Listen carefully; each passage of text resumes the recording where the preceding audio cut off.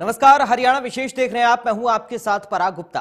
एक साल से चला रहा किसानों और सरकार के बीच का गतिरोध अब खत्म होता दिखाई दे रहा है। बुधवार को संयुक्त किसान मोर्चा आंदोलन खत्म करने का ऐलान कर सकता है। केंद्र सरकार के भेजे प्रस्ताव पर संयुक्त किसान मोर्चा ने बैठक की, जिसके बाद संयुक्त किसान मोर्चा ने कहा कि शर्तों के साथ आंदोलन खत्म नहीं होगा। एसकेएम ने आंदोलन खत्म करने के बाद केस वापस लेने की बात पर भी ऐतराज जताया। साथ ही किसानों ने सरकार से एमएसपी पर बनने वाली कमेटी में कौन कौन शामिल होगा, इसकी जानकारी स्पष्ट करने की मांग की। इसके अलावा मृतक किसानों को पंजाब की तर्ज पर 5 लाख रुपए और नौकरी देने की मांग की। केंद्र के प्रस्ताव पर बुधवार को दोपहर 2 बजे फिर संयुक्त किसान मोर्चा की बैठक होगी। बैठक के बाद एसकेएम की गठित 5 सदस्यीय कमेटी अपना फैसला सुनाएगी।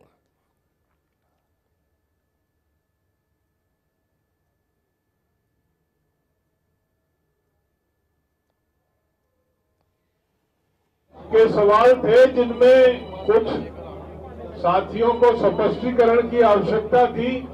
वो प्रस्ताव नोट कर लिए गए। उन प्रस्तावों को सरकार के जो भी विषय थे वो नोट कर लिए गए। उनको सरकार के पास भेजा जाएगा वापस, और कल तक सरकार की तरफ से हमें उम्मीद है कि उसका जवाब हमको मिल जाएगा। कल दोबारा 2 बजे जहां पे बैठक रखी गई है, सरकार की तरफ से जो भी उत्तर आएगा उस पे चर्चा करके आगे की कार्रवाई तय होगी। दूसरी बात थी केसेस की। जो केसेस रजिस्टर हुए हैं सारे देश में, खासतौर पे हरियाणा, पंजाब, यूपी, राजस्थान, मध्य प्रदेश, इन जो नजदीक के राज्य हैं, उसमें उसके बारे में ये तय हुआ कि पंजाब ने तो ऐलान कर दिया है, बाकी उन्होंने एक शर्त लगा दी कि पहले ये मोर्चा उठाओ, फिर हम आपके ये सारे केसेस वापस लेंगे। ये शर्त के साथ मोर्चा उठना नहीं चाहता। इसके लिए सरकार से फिर बातचीत करने के लिए 5 मेंबरी कमेटी को, जो एसकेएम की मीटिंग थी, उसने हदायत कर दी।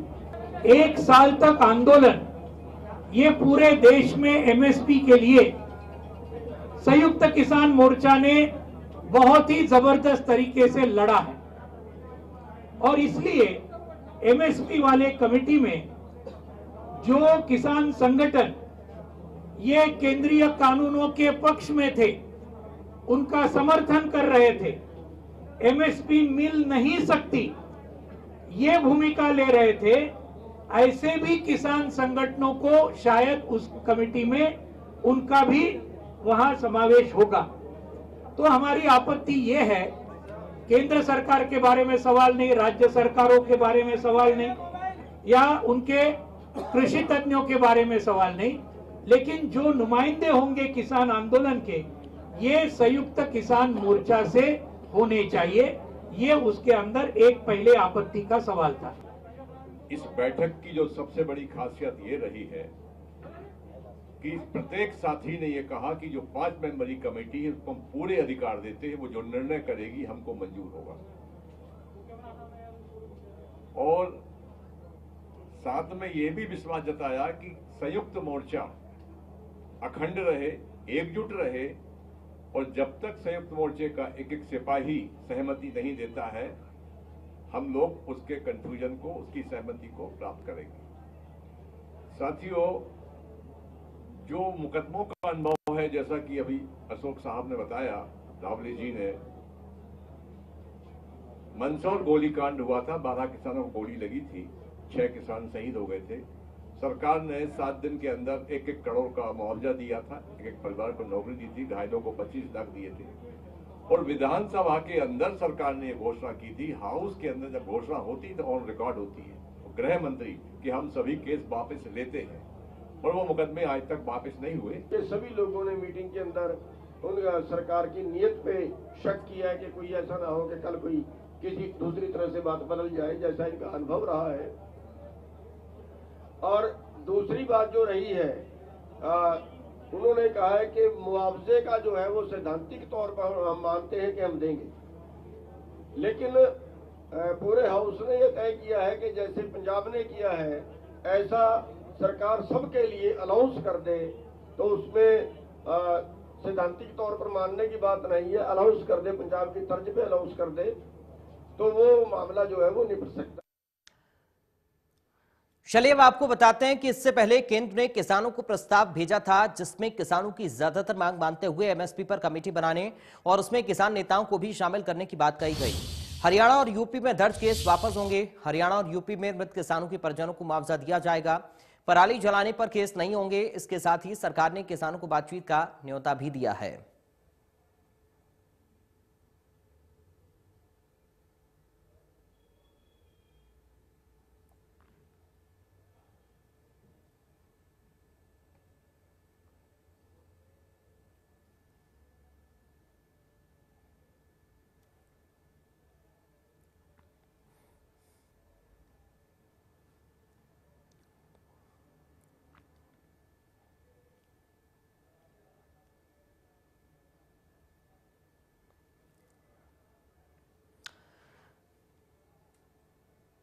तो आपको बता दें कि आज संयुक्त किसान मोर्चा की बैठक हुई और इस बैठक के बाद एक प्रेस कॉन्फ्रेंस भी की गई।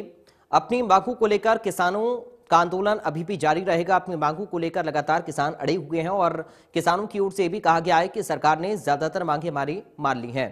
सरकार एमएसपी पर कमेटी बनाएगी और कमेटी में किसान नेता भी शामिल रहेंगे। हरियाणा यूपी में दर्ज केस वापस होंगे, ये भी आश्वासन मिला है सरकार से किसानों को। सरकार मृत किसानों को मुआवजा देने के लिए भी तैयार है, ये भी किसानों की ओर से प्रेस कॉन्फ्रेंस कर कहा गया। तो कल एक बार फिर से बैठक होनी है। संयुक्त किसान मोर्चा की कल एक बार फिर बैठक होगी।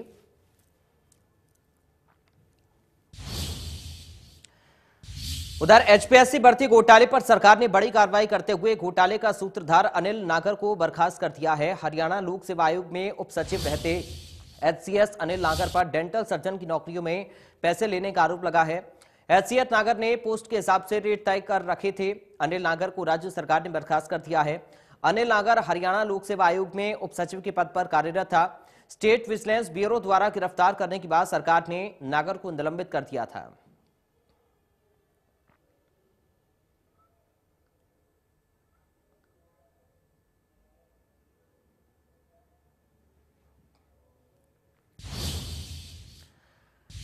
उधर एचपीएससी भर्ती घोटाले में पंचकुला में हरियाणा लोक सेवा आयोग के कार्यकाल के सामने कांग्रेस ने जोरदार प्रदर्शन किया।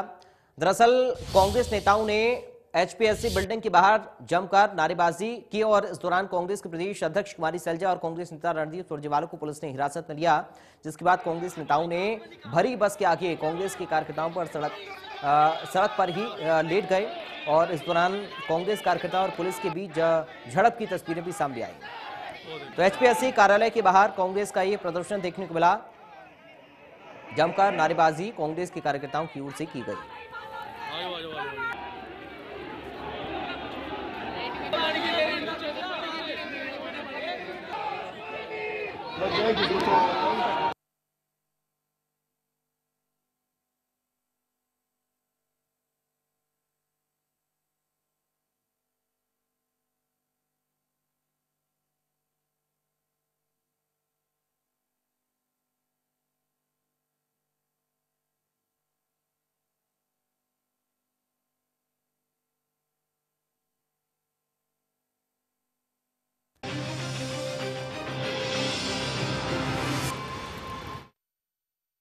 स्वागत है आपका। बढ़ते आगे। पंचकुला के सेक्टर 5 परेड ग्राउंड में हरियाणा के सीएम मनोहर लाल ने रेलवे कर्मचारियों को संबोधित किया। सीएम ने यहां लोगों को संबोधित करते हुए कहा कि रेलवे कर्मचारी जो ग्राउंड लेवल पर काम करते हैं, उनके दम पर ही रेलवे का सफल संचालन होता है।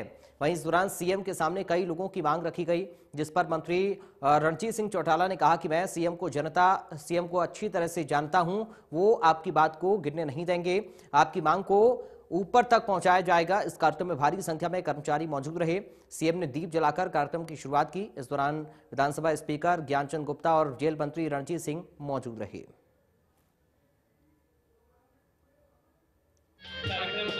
इस देश की तरक्की उद्योग पर निर्भर है, उद्योग की तरक्की रेलवे पर निर्भर है और रेलवे की तरक्की ये रेलवे श्रमिक संघ है, इसके ऊपर निर्भर है।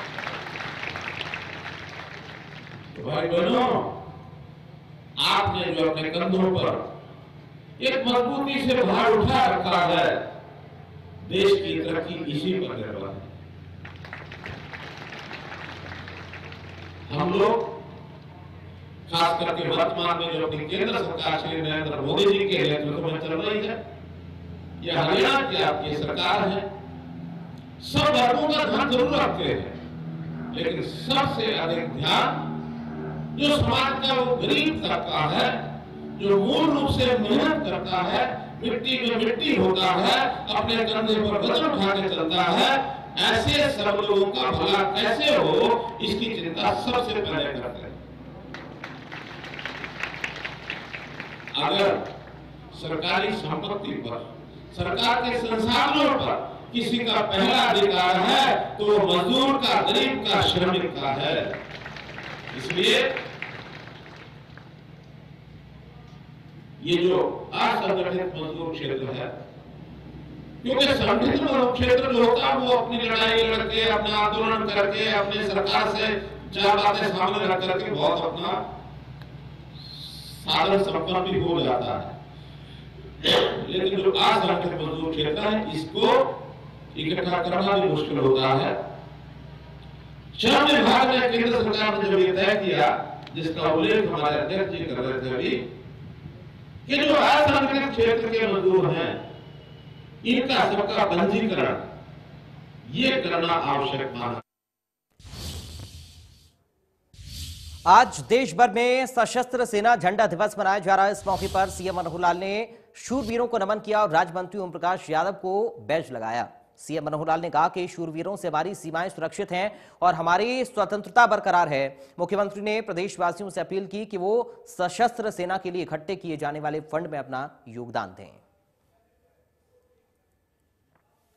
सशस्त्र सेना झंडा दिवस के अवसर पर आज मैं देश के जवानों को, जो हमारी सीमाओं पर डट करके अपने शौर्य, साहस और बलिदान का एक प्रकार से अपना बुलंदियां दिखा रहे हैं, मैं उनको अपनी ओर से कोटिशः नमन करता हूं। निश्चित रूप से सीमाओं पर रक्षा के कारण से हमारी स्वतंत्रता, हमारी संप्रभुता ये बरकरार है। और आज मैं प्रदेशवासियों से भी अपील करता हूं कि सशस्त्र सेना झंडा दिवस के अवसर पर इनके द्वारा एकत्र किए जाने वाले फंड में उदारतापूर्वक और योगदान करें। जांच में दोषी पाए जाने के बावजूद भी पटवारी के खिलाफ कोई कार्रवाई न होने पर एनआईटी से कांग्रेस विधायक नीरज शर्मा ने जिला उपायुक्त जितेंद्र यादव को शिकायत दी है। विधायक नीरज शर्मा का यह कहना है कि उनकी विधानसभा की एक व्यक्ति की जमीन के कागजों में म्यूटेशन चढ़ाने के लिए पटवारी ने जमीन मालिक से 35,000 की मांग की। पटवारी पर आरोप है कि पीड़ित के जमीन को 100 मीटर के दायरे में बताकर उसकी म्यूटेशन चढ़ाने के लिए पैसे मांगे गए थे।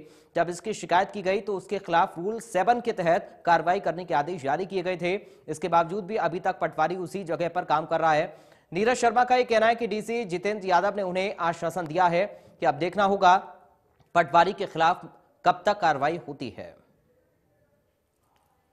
मामला ये है कि नमस्कार जी, देखिए मसला वही करप्शन का है, भ्रष्टाचार का है, जो हमारे शहर की जनता का दिन रात खून पसीने की कमाई को चूसा जा रहा है। हमारे यहाँ के लोग वैसे ही 100 मीटर की समस्या से परेशान हैं, गर्दन पे तलवार लटकी पड़ी है, उसके बावजूद लोगों को नए नए तरीके से लूटा जा रहा है, खसोटा जा रहा है। ये आज 1 साल से ऊपर हो गया इस मसले को मुझे फॉलो करते हुए। है क्या मामला, क्या है? ये मामला ये है कि साहब हमारे यहाँ एक खजान शर्मा जी हैं, उन्होंने गुरुग्राम से चंडीगढ़ के बीच बस से सफर करने वाले यात्रियों को इन दिनों काफी मुश्किलों का सामना करना पड़ रहा है। दरअसल गुरुग्राम रोडवेज के डिपो में कुल 25 वॉल्वो की बसें थीं, जो कि गुरुग्राम से दिल्ली, करनाल, अंबाला होते हुए चंडीगढ़ तक जाती थीं, जिसमें रोजाना बड़ी संख्या में लोग यात्रा करते थे। लेकिन समय के साथ अब 25 में से 16 बसें कंडम डिक्लेयर कर दी गई हैं, जिनके चलते इन 25 बसों में से 16 बसें बस डिपो में ही खड़ी हैं, जो कि अब नहीं चल रही हैं, जिसके चलते समस्या आई है। हमारे संवाददाता दीपक शर्मा की ये रिपोर्ट देखिए। हरियाणा रोडवेज की वोल्वो बसों के जरिए गुरुग्राम से दिल्ली होते हुए चंडीगढ़ जाने वाले लोगों को इन दिनों काफी मुश्किलों का सामना करना पड़ रहा है। दरअसल गुरुग्राम की अगर बात की जाए तो आपको दिखाना चाहेंगे कि गुरुग्राम में रोडवेज विभाग के पास तकरीबन 25 के करीब वोल्वो बसें थी, जो कि गुरुग्राम, दिल्ली और चंडीगढ़ के बीच जो है सफर करती थी, जिसमें रोजाना बड़ी संख्या में जो यात्री है चंडीगढ़ और गुरुग्राम के भी सफर करते हैं, जिसमें हम दिल्ली, अंबाला, करनाल, पंचकुला, कुरुक्षेत्र तमाम जो लोग हैं वो सफर कर पाते थे। वोल्वो बस ऐसी थी कि जो एक कहीं ना कहीं लोगों के लिए एक बड़ी सहूलियत थी। लेकिन इनमें अधिकतर बसों की अगर बात की जाए तो वो 2012 और 2013 मॉडल की थी, जिनमें क्योंकि रोडवेज की बसों के अंदर एक ये वोल्वो बसों में क्राइटेरिया होता है कि 8 लाख किलोमीटर के बाद इन बसों को कंडम डिक्लेयर कर दिया जाता है। तो ऐसे में ये वो बसें हैं वोल्वो की जो कि 8 लाख की बजाय 12-13 लाख किलोमीटर जो है चल चुकी थी, जिसके चलते अब इन्हें कंडम डिक्लेयर कर अब इन्हें जो है खड़ा कर दिया गया है। अगर बात करें तो वोल्वो की जो बसें हैं अब उनकी संख्या काफी कम हो गई है। जो गुरुग्राम रोडवेज के पास 25 बसें हुआ करती थी, अब केवल 6 बसें, हालांकि 3 को अभी और साथ जोड़ा गया है, जिनको कुल 9 बसें चलाई जा रही हैं, जिनमें 6 ये वो बसें हैं जो कि अभी हाल ही में 2020 में शामिल की गई थी, गुरुग्राम रोडवेज के कोटे में शामिल की गई थी। तो कुल 9 बसें हैं जो कि इस्तेमाल। तो फिलहाल हरियाणा विशेष में मेरे साथ इतना ही। बाकी खबरों के लिए आप देखते रहिए इंडिया न्यूज।